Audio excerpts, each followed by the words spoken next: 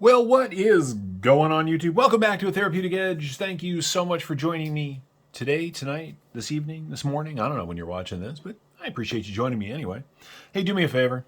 Hit that subscribe button. The channel's growing, actually, surprisingly fast. It makes me very happy. But I would love to have you here on a regular basis if you're not already a subscriber.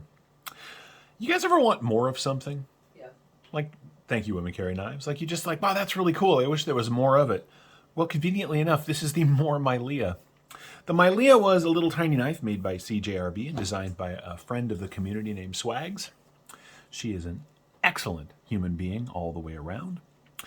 The Maileah was too small for me. However, the More-Mylia isn't. It's still a small knife by my standards. Some people would call it a medium knife, I imagine. But for me, it is... well, it's comfortable and it's usable and I really like it. And that's great because I didn't get a chance to really invest that hard in the original because it was too small for my hands. This does not have that problem. We got this one from Russell over at Artisan. It's, says Proto on it, which is cool. These have long since dropped. You can get one of these now if you so desire. And I kind of recommend that you do. I like it. Now, I've mentioned in a couple of my videos that I am carrying smaller knives because of what I do for a living and the places that I'm working. I have not carried this at work. I've carried this at home, and I carried it before I started my new job a bunch to sort of test out how I felt about it. But this would be a great option for that, too. It is thin in the pocket. It is relatively small in the closed profile. It's relatively lightweight. It's got a nice deep carry clip on it with flush-mounted screws, although the pocket clip is not buried down into the G10, so it does have a little bit of a catch right there, but the pocket clip itself is really nicely deep carry. It is left and right hand compatible, and because it is thumb stud and front flipper, top flipper deployed, this knife will work just about equally well right or left-handed. Now, mind you, it is a liner lock. And that will always be to this side of the knife. Can't change that. But in every other way, this is a fully ambidextrous knife, and that's very cool. Swags designed a really cool knife, and CJRB brought it to life really well. Let's do some size comparisons. My size comparisons tools are not on the table. I must have put them away because I do things like that. But we can put it up against the Mini RSK MK1. The Ritter design. This is a Hogue knife. As you can see, these are very similar in length. What else do we have on the table? Here it is against, I reviewed this a while back. This is the Baby Core. This is a Fox Knives. This is a Voxnaze design. Jasper Voxnaze? Voxnez, excuse me. As you can see, the More-Mylia is, well, more. Hang on just a second. I'm going to see if I can find my regular tools. I did. All right, let's put that away. Here it is against our old friend, the Bug Out. As you can see, the Bug Out is longer, but of course, lighter and leaner. And here is our, my BJ Hill modified Rat 1. This is a Hilltop Knives and Gears modification. You put the hole in it, right? Stonewall acid washed out the blade. I just love the way he made that thing look. As you can see, the More-Mylia is considerably smaller than this, but it is still a mid-sized knife, or, as I said, schmedium.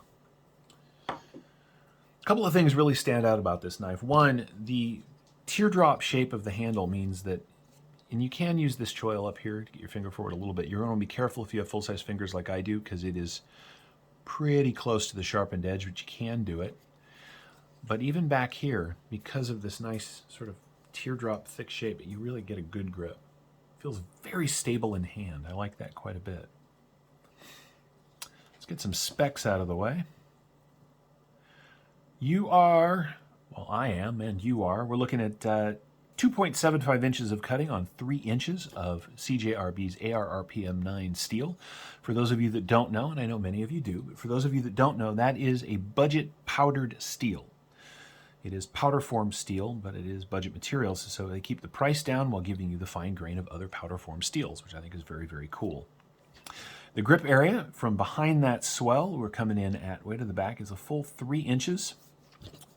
which is why, you know, I do lose a finger off the back of this, but because it's nice and thick, you still get a really good grip. And you can, like I said, you can come forward. I imagine that somebody's hands, size more like women carry knives hands, or people you know with smaller hands can make more use of that than I can, but I've used it, you know, for little push cuts.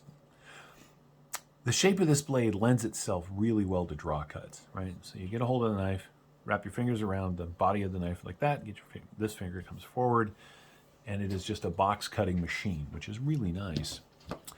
It does have sort of a chunky closed profile.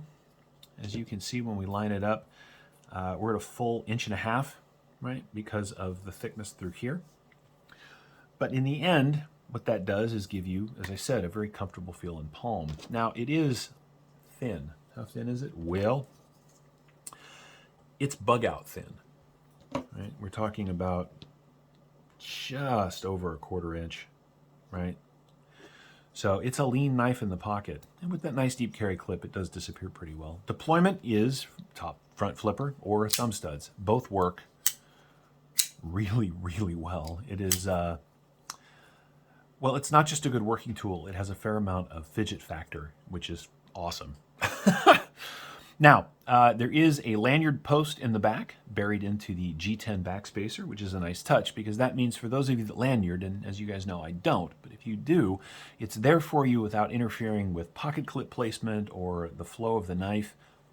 That's just a nice design feature. This one in particular has got sort of bronzed out thumb studs and pivot collars. The rest of the hardware is black, which looks really good, as you can see. I mean, I assume you can see. Maybe you're watching this on a black and white TV. I don't know. That is a blacked out blade, and it looks really good. This one happens to be Jade or Natural G10.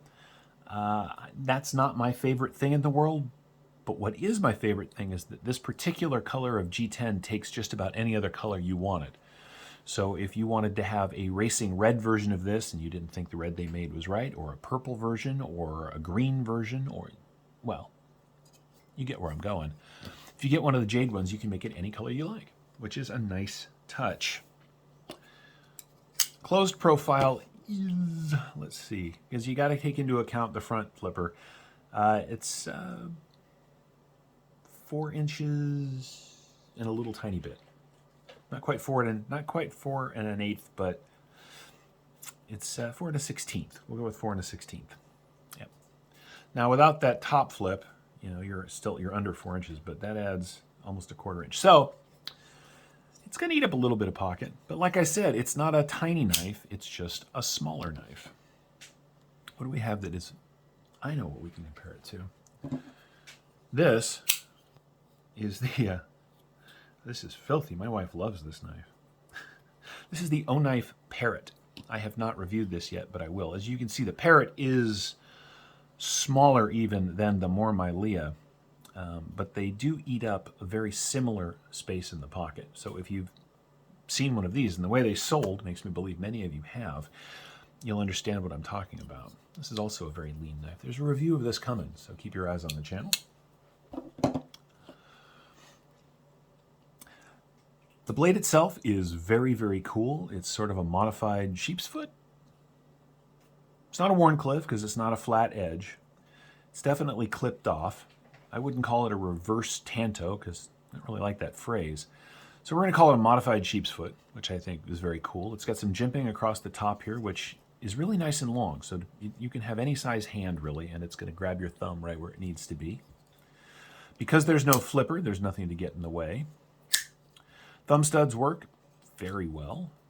The grind on this one is perfect. Equidistant all the way up the length of the blade on both sides. There is no smile. That is really well done. It's got a nice swedge right here at the tip of the blade, right? Let's see if I can get that to catch the light. Right here, right? So it thins out nicely. So even though it is sort of a non-threatening looking edge of a knife, you know, tip of a knife for a work setting, for instance, it doesn't look particularly stabby. It is still a relatively fine tip, and so if you needed to give something a little bit of persuasion, or, you know, just push into the media you're going to be cutting, this would probably do a fine job of that. These have been out a while. I don't know why I haven't reviewed it sooner. It's just the way it goes sometimes. But I'll tell you what, when I started carrying it a couple of weeks ago, because I knew I was going to be reviewing it, the first thing I said to myself was, well, that was dumb, because it's a nice little knife. And I think you'll enjoy it too. I know, again, I know the designer personally, so Ags is a really nice person. But I know lots of nice people who have designed knives that I don't love all that much. This is not one of those cases. This is a superb pocket knife made by a good company, designed by a very nice person for a reasonable price. I think I have the price of this somewhere. Stand by just a second. Sorry about that. Yeah, I guess I don't know how much these are running for, but I'm sure they're not more than 40 or 50 bucks. It's a reasonably priced knife because it's reasonably priced. It's a CJRB, and that's what they do. What I will do is get the price, and I'll put it in one of the comments down below here, or right in the description, depending on how I feel in the moment. In short, this is an excellent pocket knife from a good company. So if you're looking for something fun and interesting that also happens to work really well, the CJRB More-Mylia may be the knife for you. And that's where we're going to leave it. Thank you so much for watching. I have enjoyed using this knife, giving myself an opportunity to experience it so I can share it with you.